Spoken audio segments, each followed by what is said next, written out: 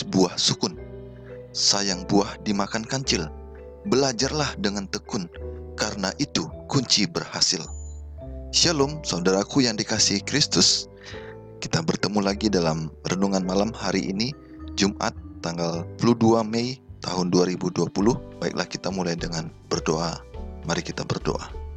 Terima kasih Tuhan untuk segala yang terbaik yang Tuhan berikan bagi kami, atas segala berkat Tuhan, atas hari yang sudah kami lalui pada hari ini. Terima kasih atas kesehatan, keselamatan, kenyamanan, dan banyak hal baru yang Tuhan berikan bagi kami, untuk kami tetap syukuri dan kami ambil hikmah dari segala sesuatu yang terjadi Bapa. Biarlah nama-Mu yang dimuliakan Tuhan, jadilah kehendak-Mu di dalam hidup kami, dan biarlah pelajaran firman Tuhan yang akan kami pelajari membawa kami pada pemahaman yang semakin kuat bagaimana hidup kami ada dalam tangan pengasihan-Mu saja. Inilah doa dan permohonan kami Yesus, di dalam nama-Mu yang menjadi juru selamat dan penebus kami berdoa dan mengucap syukur selalu. Amin.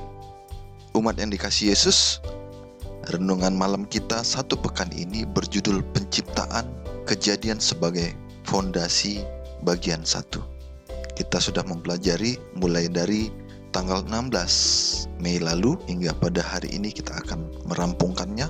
Dari judul pelajaran kita tentang penciptaan ini, di mana kejadian sebagai fondasi, saya menyampaikan satu quotes yang sangat penting, yaitu kita ini manusia yang memiliki Tuhan dan hidup karena kemurahan hatinya dan kasih karunia-Nya bagi kita. Kalau kita tidak mengimani hal ini, maka kita adalah orang ateis. Dan bagi saya, no compromise, tidak ada kompromi dalam hal ini. Mari kita ulang kembali ayat hafalan kita dalam satu pekan. Firman Tuhan, pada mulanya adalah firman, firman itu bersama-sama dengan Allah, dan firman itu adalah Allah. Ia pada mulanya bersama-sama dengan Allah.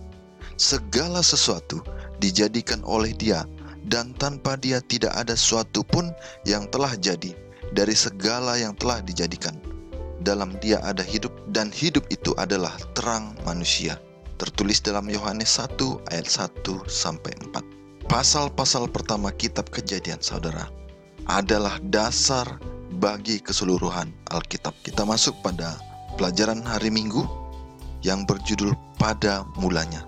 Dengan satu kalimat ini, jika dipelajari dengan cermat, Alkitab dibuka dengan kata-kata yang paling agung dan mendalam. Kata-kata yang sederhana tetapi secara bersamaan berisi kedalaman arti yang tidak terukur. Sebenarnya pertanyaan filosofi terbesar mengenai siapa kita, mengapa kita ada di sini, dan bagaimana kita sampai di sini dijawab oleh kalimat pertama dalam Alkitab. Kita ada karena Tuhan menciptakan kita pada suatu waktu di masa lalu.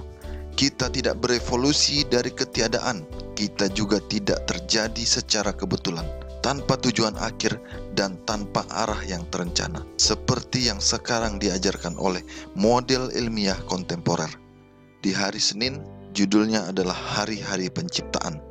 Hal penting bagi kita dalam hal ini adalah 7 hari penciptaan harus dipahami sebagai suatu satuan waktu yang utuh, diperkenalkan oleh angka kardinal ekad atau 1, diikuti oleh angka ordinal, yaitu kedua, ketiga, keempat, dan lain-lainnya.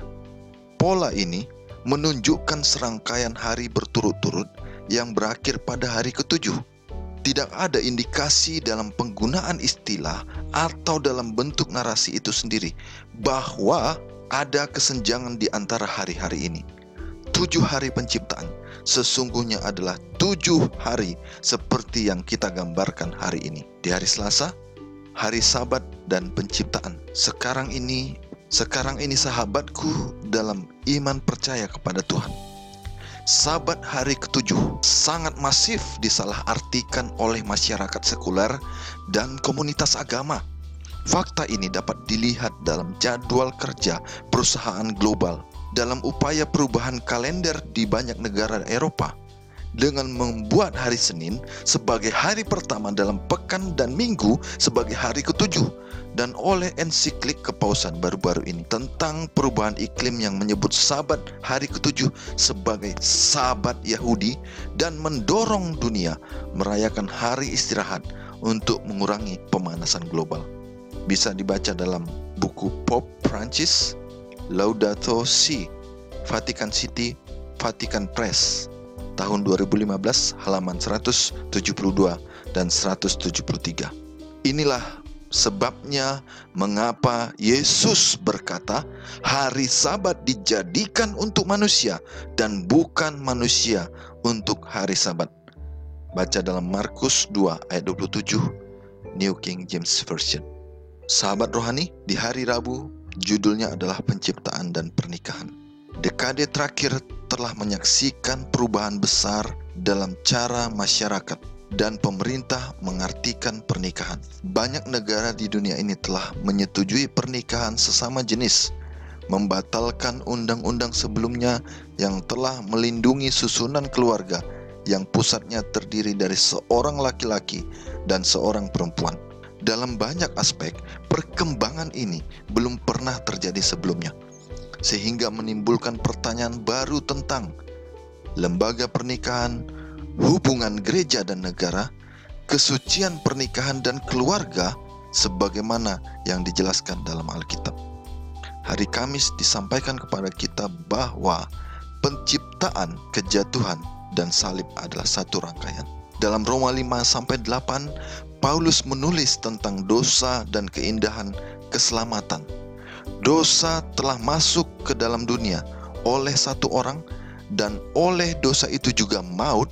Demikianlah maut itu telah menjalar kepada semua orang. Baca Roma 5 ayat 12, New International Version. Jadi antara penciptaan, kejatuhan dan salib tidak mungkin dapat dipisahkan. Adam yang pertama bertalian dengan Adam yang akhir. Bisa dibaca dalam 1 Korintus 15 ayat 45 dan 47. Kita baca bersama-sama 1 Korintus 15 ayat 45 sampai 47. Sebab ada tertulis, manusia pertama Adam menjadi makhluk yang hidup, tetapi Adam yang akhir menjadi roh yang menghidupkan. Tetapi yang mula-mula datang bukanlah yang rohaniah, tetapi yang alamiah. Kemudian barulah datang yang rohaniah. Manusia pertama berasal dari debu tanah dan bersifat jasmani. Manusia kedua berasal dari sorga. Makhluk-makhluk alamiah sama dengan dia yang berasal dari debu tanah, dan makhluk-makhluk surgawi sama dengan dia yang berasal dari sorga.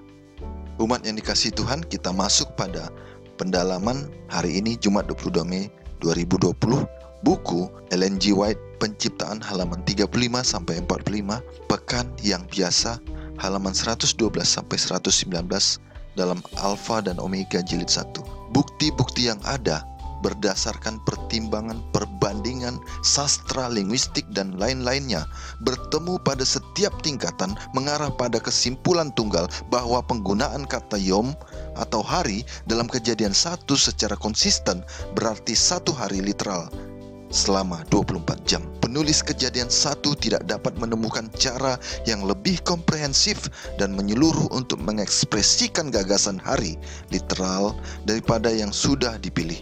Baca buku Gerald F. Hassel, The Days of Creation in Genesis 1, Literal Days of Figurative Periods, Epochs of Time, Origins 21/1, tahun 1994, halaman 30 dan 31. Para pemikir besar, jika tidak dibimbing oleh firman Allah, akan menjadi bingung dalam upaya mereka untuk menyelidiki hubungan antara sains dan wahyu. Pencipta dan pekerjaannya berada di luar jangkauan pemahaman mereka, dan karena hal ini tidak dapat dijelaskan dengan hukum-hukum alam, sejarah Alkitab dinyatakan tidak dapat dipercaya. Dikutip dari buku Ellen G. White, Testimonies for the Church, jilid 8, halaman 258.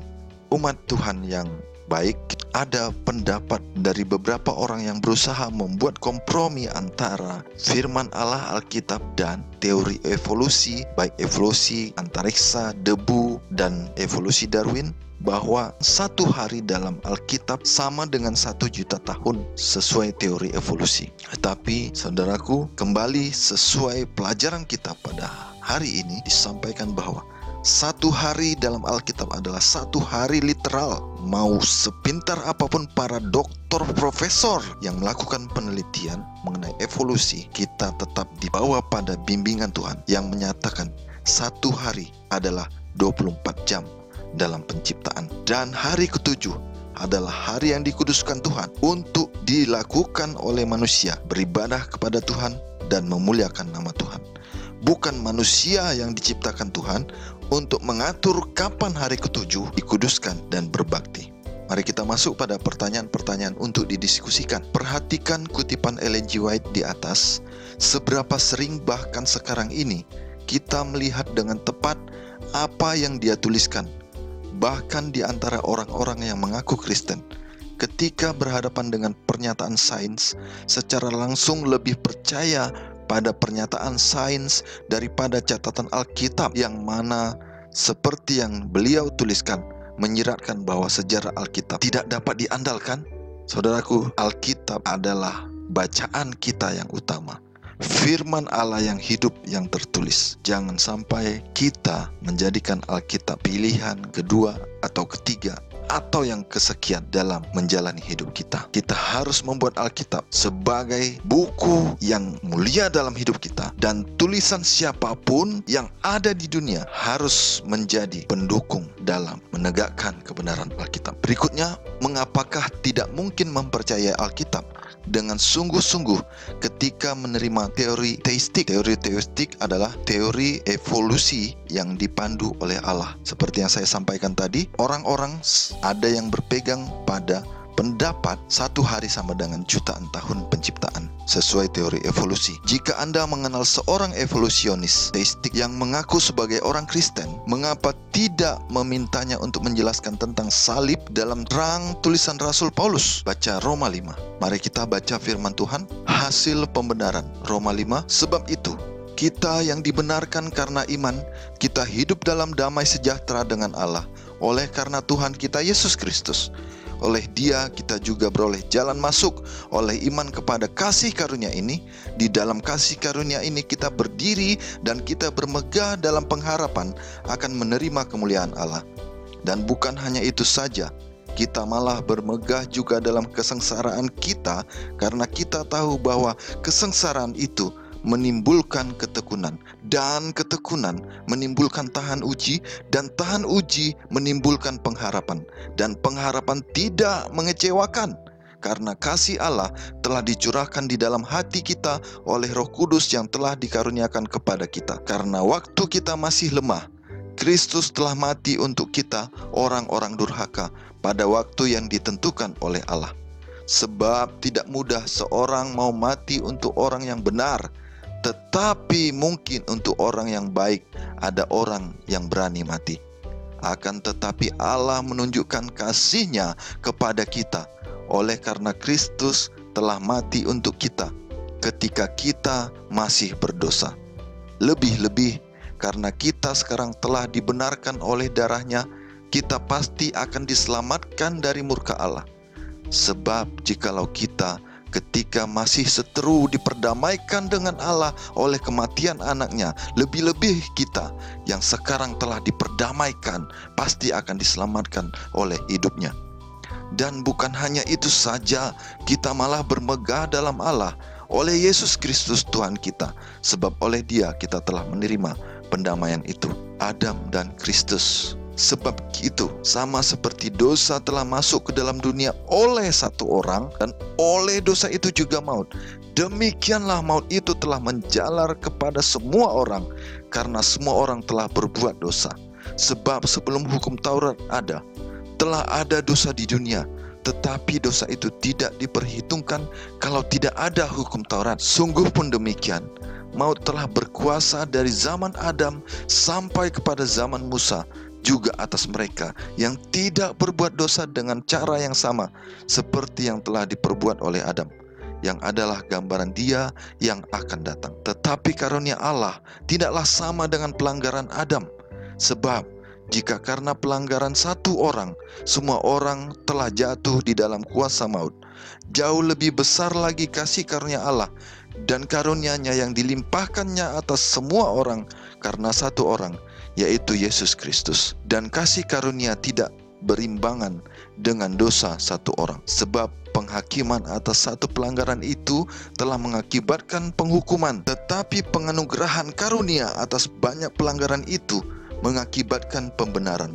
Sebab maut telah berkuasa oleh satu orang itu, maka lebih benar lagi mereka yang telah menerima kelimpahan kasih karunia dan anugerah kebenaran akan hidup dan berkuasa oleh karena satu orang itu, yaitu Yesus Kristus.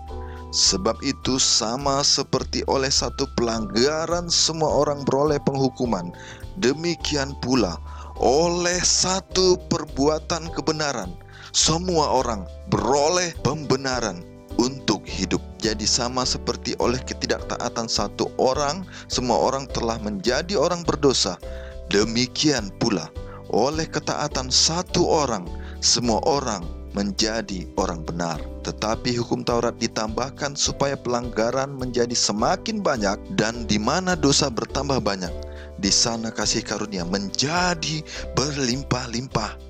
Supaya sama seperti dosa berkuasa dalam alam maut, demikian kasih karunia akan berkuasa oleh kebenaran untuk hidup yang kekal oleh Yesus Kristus Tuhan kita. Saudaraku, mengapa tidak memintanya untuk menjelaskan tentang salib dalam terang tulisan Paulus tentang hubungan langsung antara kejatuhan dan kematian Adam serta salib Yesus? Penjelasan apakah yang akan dia berikan? Hal yang luar biasa ajaib dan tidak bisa dijawab oleh manusia apapun yang memegang teori evolusionis teistik adalah Yesus bangkit dari kubur dan hidup di tengah-tengah bangsa Israel beberapa waktu kemudian setelah Yesus bangkit. Henokh hidup 300-an tahun dan kemudian diangkat oleh Tuhan Allah ke surga karena dia adalah orang yang dikasihi Allah. Serta Elia yang diangkat langsung ke surga disaksikan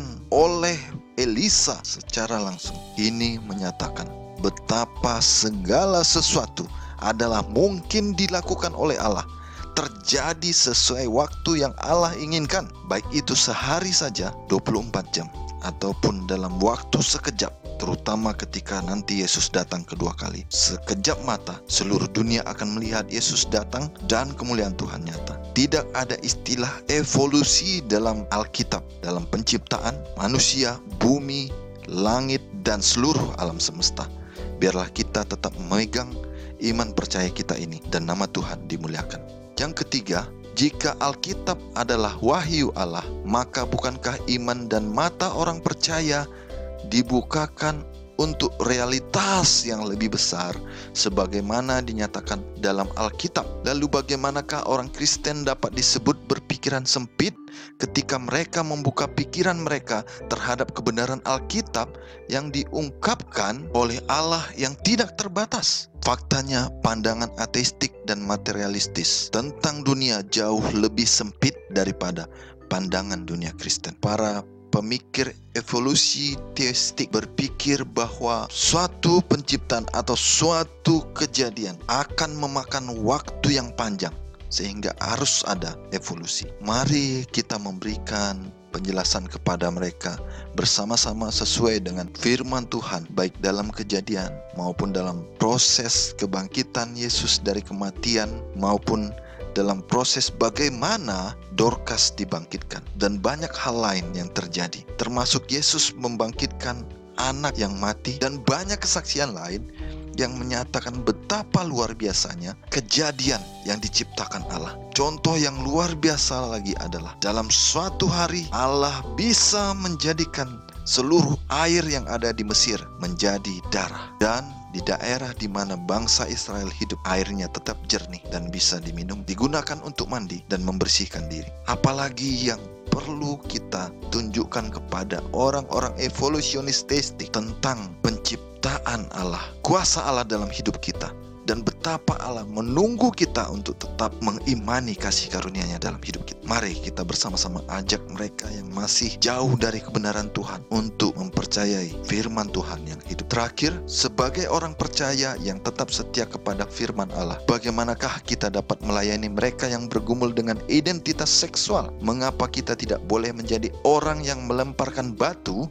bahkan kepada orang-orang bersalah karena dosa, seperti perempuan yang kedapatan berzina? Umat yang dikasihi Tuhan, sampai abad ke-20 tahun 1900-an, pelanggaran norma seksual masih diberikan hukuman yang berat baik di Amerika, Eropa, dan seluruh dunia. Tetapi tahun 2001 sangat cepat dan mengecewakan perubahan hukum tentang LGBT, lesbian, gay, biseksual, dan transgender. Tetapi masih ada negara-negara yang menentang dan tidak memberikan celah kepada LGBT untuk hidup di negara mereka, termasuk negara kita, negara Indonesia. Kiranya Tuhan tetap melindungi negara-negara ini, walaupun iblis akan selalu berusaha menghancurkan pemerintahan, sehingga pemerintahan melegalkan LGBT. Tapi percayalah saudaraku, siapa yang setia kepada Tuhan akan diberikan keselamatan di sorga dalam kehidupan kekal nanti. Biarlah nama Tuhan dimuliakan. Kita sama-sama berdoa. Terima kasih Bapa atas segala kasih karunia-Mu bagi kami dalam pelajaran renungan malam ini, yang mengajar kami Tuhan untuk back to nature, bagaimana kejadian sebagai pondasi iman kami, di mana kami diajak untuk berpegang teguh bahwa penciptaan dunia hanya dilakukan dalam 6 hari, dan pada hari ke-7, hari Sabat, Tuhan beristirahat, menguduskannya, dan memerintahkan kami manusia untuk menguduskannya dalam kasih karunia Yesus dan dalam bimbingan Roh Kudus. Biarlah Tuhan kami menjaga kesucian penciptaan, di mana diciptakan laki-laki dan perempuan sebagai satu keluarga, kepala keluarga laki-laki dan istri adalah perempuan, sehingga kami tidak menyimpang pada cara yang salah yang membawa kami dalam dosa. Tuhan, jangan kami sampai membenarkan LGBT, dan kami harus menentang itu, membawa mereka Tuhan pada kebenaran-Mu, dan menunjukkan kebenaran itu dengan kasih kepada mereka Tuhan, sehingga kami tidak menghukum mereka, tidak mengucilkan mereka, tetapi membawa mereka pada kebenaran kasih karunia. Biarlah Bapa, kami menjadi anak-anak Tuhan yang hidup dalam kasih karunia-Mu, kebenaran dan kemuliaan-Mu. Pimpinlah kami dalam hidup kami berapa sampai kedatangan-Mu yang kedua kali Yesus. Biarlah kami menerima kasih karunia-Mu, kemurahan hati-Mu dalam setiap langkah hidup kami, dan termulialah Engkau selalu Yesus. Inilah doa dan permohonan kami Tuhan. Jadilah kehendak-Mu dalam hidup kami. Sempurnakanlah doa kami ini Bapa, supaya layak di hadapan-Mu, dan Engkau jawab dengan penuh kasih-Mu. Di dalam nama-Mu Yesus Tuhan dan Penebus kami berdoa dan mengucap syukur selalu. Haleluya, amin. Burung dara dalam sangkar, sangkar indah ada yang punya. Jauhkan anak dari bertengkar, bertengkar itu tak ada gunanya. Horas.